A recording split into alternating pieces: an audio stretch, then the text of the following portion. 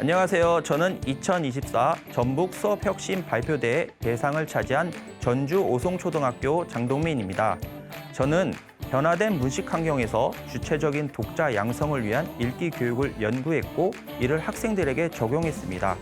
오늘은 여러분들에게 이러한 저의 경험을 나누고자 합니다.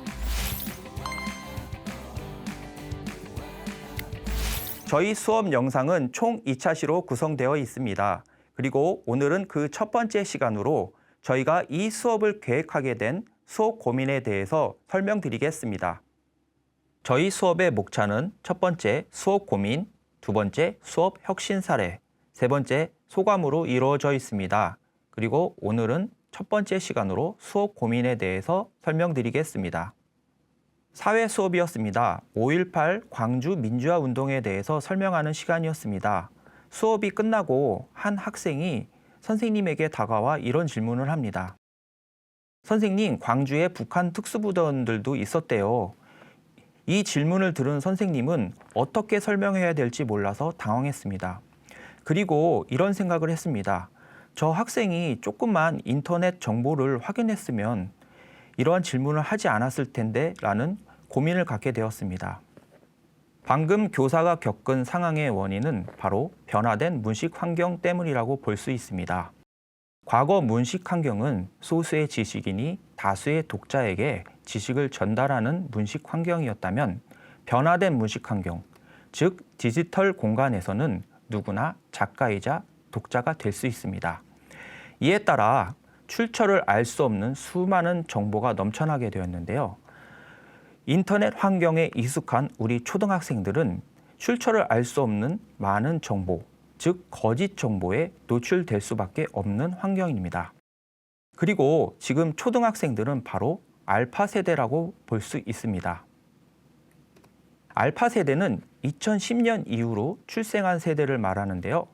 이들은 태어나면서부터 스마트폰을 손에 쥐고 태어났다는 디지털 온리 세대입니다.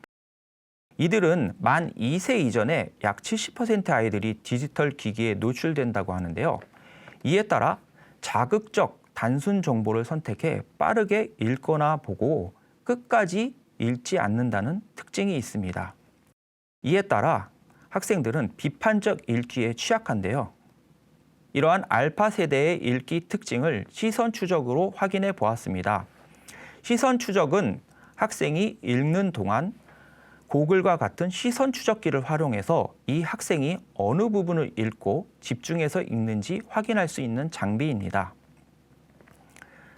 그리고 확인한 결과 이 학생은 전혀 글과 관계없는 부분에 집중해서 읽고 있었고요. 어떤 부분은 잘 읽지 않고 그냥 넘어간 것을 확인해 볼 수 있습니다. 독자가 의미를 구성하는 과정은 다음과 같습니다. 텍스트와 텍스트를 머릿속에서 합침으로써 의미를 구성하거나 텍스트와 이미지를 합침으로써 의미를 구성하게 됩니다. 하지만 알파 세대들의 특징은 글을 끝까지 읽지 않고 빠르게 읽고 넘어감으로써 의미를 구성하지 못하고 바로 이것은 깊이 있는 사고를 하기 어렵게 만듭니다. 저는 저희 반 학생들의 읽기 특징을 시선 추적기로 살펴보기 위해 다음과 같은 실험을 준비했습니다. 첫 번째 그림은 파란 고리 문어가 열대 바다에서 산다는 지식백과 내용으로 진실된 정보를 담고 있는 텍스트입니다. 두 번째 텍스트는 사막에서 이 파란 고리 문어를 발견했다라는 거짓 정보, 그리고 이 파란 고리 문어가 아름다운 무늬 때문에 사람들이 가죽 공예에 활용하다 보니 멸종 위기에 처했다는 거짓 정보를 담고 있는 SNS 텍스트입니다.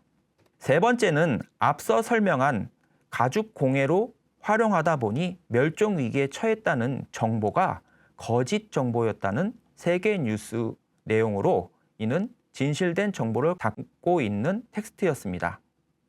그리고 저희 반 학생들이 이 세 개의 텍스트를 읽는 동안 시선을 추적했습니다. 지금 보시는 영상은 시선 추적의 일부입니다.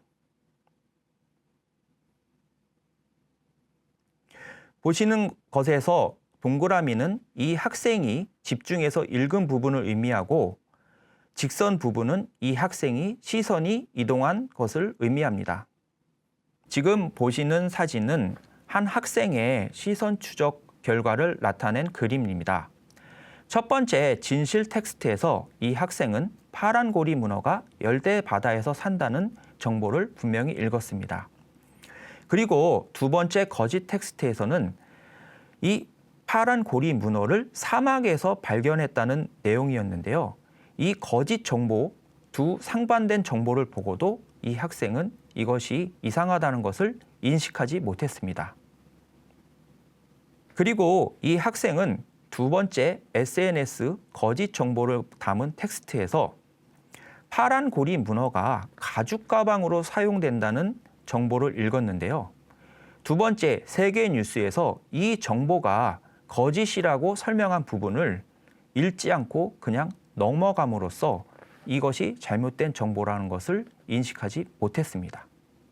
저희 반 전체 학생 24명 중 거짓된 정보 두 가지를 담고 있는 SNS 텍스트에서 틀린 두 가지 정보를 모두 찾지 못한 학생은 2명, 그리고 상반된 정보를 인식하지 못해서 틀린 학생은 5명, 그리고 마지막으로 제대로 텍스트를 읽지 않아서 틀린 학생은 4명이나 되었습니다.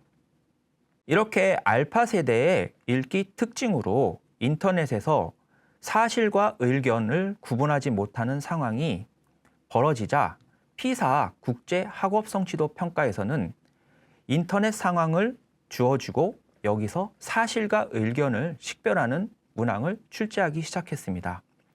지금 보시는 것은 2018 피사 국제학업성취도 평가 문항인데요. 온라인 상황에서 어떠한 주제에 대해서 여러 명의 의견을 제시하고 이 여러 명의 의견 중 어떤 것이 정말 사실인지 의견인지 구분하도록 하는 문항이었습니다. 지금 보시는 도표는 이것에 대한 결과입니다. 세로축은 사실과 의견의 식별 능력으로 OECD 평균은 47%였습니다. 그리고 가로축은 학교에서 정보의 주관성, 편향성 교육을 받은 비율인데요. OECD 평균은 54%였습니다. 그러면 우리나라 학생들은 어디에 소속되어 있었을까요? 바로 우리나라 학생들은 이 모든 부분에서 최하위국에 속해 있었습니다. 이에 따라 저희는 이렇게 비판적 읽기, 즉 사실과 의견을 식별하고 정보의 주관성을, 편향성을 알 수 있는 비율이 높은 나라의 학생들은 어떠한 교육을 받고 있는지 궁금했습니다. 그리고 살펴본 것이 바로 미국의 교육과정이었습니다. 지금 보시는 것은 미국의 교육과정이라고 할 수 있는 CCSS의 읽기 성취 기준입니다. 읽기 성취 기준에서는 유치원에서부터 고학년까지 여러 문서를 읽고 이들의 유사점과 차이점을 확인하고 이를 비교 대조하고 이러한 여러 개의 문서를 통합하도록 읽기 성취 기준으로 정하고 있었습니다. 지금 보시는 것은 바로 이에 대한 워크북인데요. 이 워크북 5학년 내용을 살펴보면 한 주제에 대해서 여러 가지 정보를 제시하고 이를 통합해서 읽도록 하는 것을 평가하고 있었습니다. 유발 하라리는 교사가 학생들에게 전수해야 될 것은 더 이상 정보가 아니라고 합니다. 바로 학생들이 정보를 이해하고 이를 식별하고 마지막으로 정보를 통합해서 세상에 대한 큰 그림을 그리는 능력을 제공해야 된다고 말하고 있습니다. 그리고 저희는 이것이 바로 다문서 읽기 교육을 통해서 가능하다고 생각했습니다. 그리고 다문서 읽기 교육을 계획했고 수업에 적용했습니다.